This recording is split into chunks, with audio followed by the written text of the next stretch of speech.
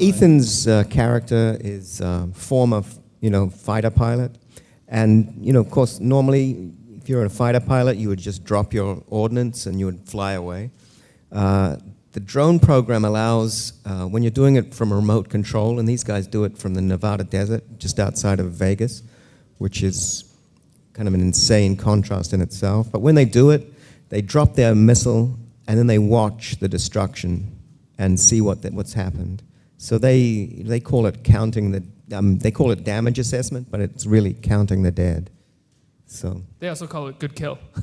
Yes, that's right. That's a term for a successful strike. I didn't make that up. That's what they say. One of the things that I found really interesting, Andrew introduced us, his research for the movie was meticulous, and he also brought in a couple drone pilots for us to meet and walk us through how it all happens. Did they talk to you at all about the personal effect that they felt, these drone pilots? They talk about it the way that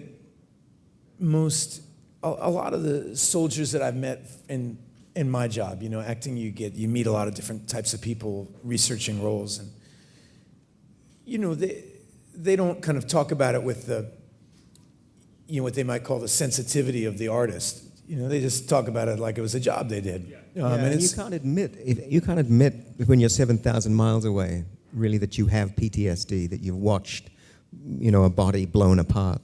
It's very difficult when you're sitting in basically a chair like we are to say, well, yeah, I've got shell shock, but you're 7,000 miles away from the shells. So you don't get a lot of sympathy from the guys on the ground.